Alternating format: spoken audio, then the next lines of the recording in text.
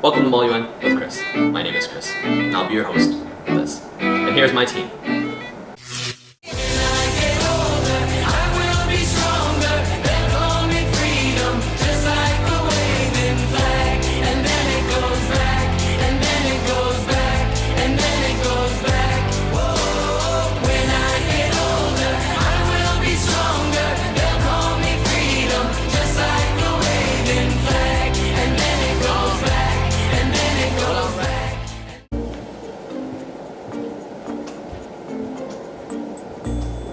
Alright, let's talk resolutions. So what are resolutions? Resolutions are your final end product. That's what you're going to come up with at the end of your Model UN conference session, topic, whatever it might be. So what a resolution is, it's the best way to think about this is a relative analogy would be to say that it is a bill passed by a parliament, okay?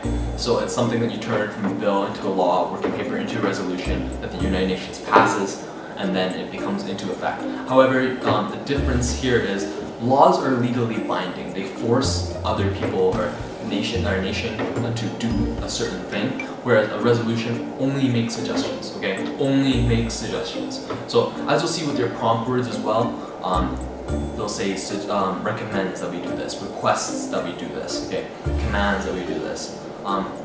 The only body in the UN that can actually make a demand is the United Nations Security Council, right? So you have a blue book for that. You can also find that online. A lot of conferences also provide that. Your preambulatory and your operative clauses, they're all suggestions. This is not legally binding. They're suggestions, okay?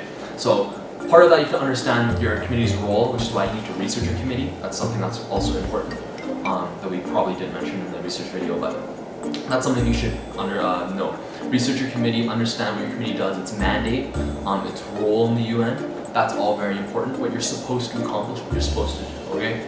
Now let's also talk about how you're gonna create a resolution, right? So you understand what it is, how are we gonna write it? So there's a sample resolution, you can find a bunch of them online. You can also ask any of us mentors at any time. They'll be happy to help you with that. However, basically it consists of two parts, okay? So 3 parts, let me say. You start off and you'll list something and you'll say you'll address your committee. So let's take an example. Let's say this is the third General Assembly, or SOCHA, to the third General Assembly, right? That'll be a comma, and then you'll start listing your preambulatory clauses, okay? And you'll go 1, okay? 1, you'll list a clause. 2, you'll list a clause, etc. When you get to operative, you restart your numbering, okay? Now, this is what we're gonna do. I'm going to break this into what are preambulatory clauses, okay? Then we're going to talk about what operative clauses are, and then we're going to talk about format, okay? So preambulatory clauses, that's what comes first. That's kind of what you address, just general knowledge, okay? Let's take another example, and let's go back to the same example. Terrorism is bad, right? That's something you would say in the preamble. Terrorism is bad, acknowledging that there have been X amount of terrorist attacks in the past X amount of time, etc., etc., etc., recognizing the need to whatever it might be, alright? And you start from least specific to most specific, alright? That's what you do for the preambulatory clauses. Your first word, which is your prompt word, acknowledging, recognizing, those words, if you're typing it, should be italicized. If you're not typing it, if you're writing it by hand, underlined, alright? And then at the end of each one, so terrorism is bad, should be a comma, right? A comma.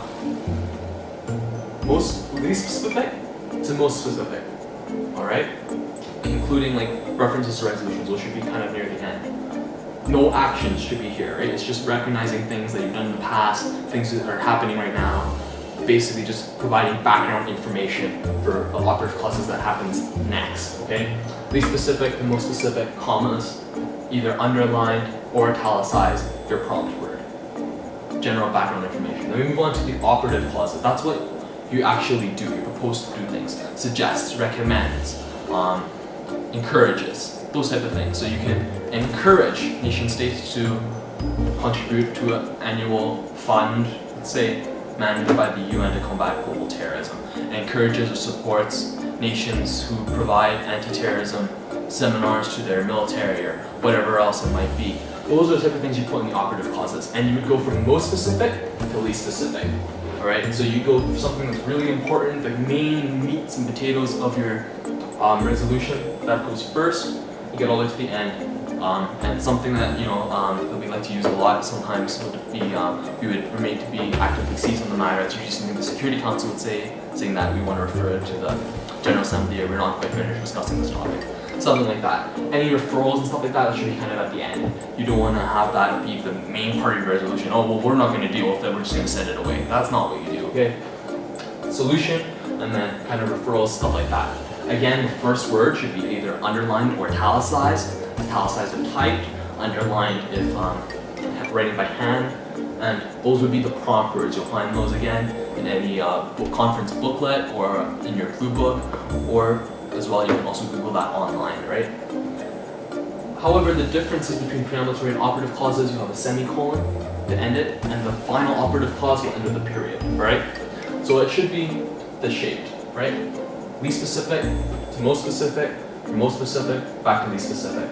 Alright, let's go over that again. So you're going to say to your committee, blank, alright? And you're going to go preambulatory clauses. You're going to 1, preambulatory clause, least specific to most specific, commas after each one, italicized, underline.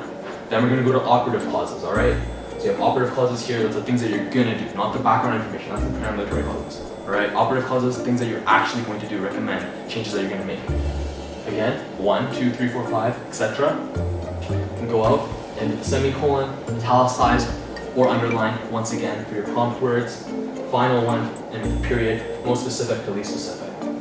Alright, so that's how we're going to end all of this. That's how the resolutions are going to work. Don't worry too much about the formatting. There's also sub-clauses and things like that. We're not going to get into that today. Your chair will likely edit your resolution for you. It's most important just to kind of present yourself, show that you know what you're doing, not have your chair have to move things around completely. Least to most, most to least is a good format. Have everything kind of in order. Hope that helps and you understand what preambulatory clause is, what an operative clause is. Maybe this will spark some ideas for your research as well. Hope that helped.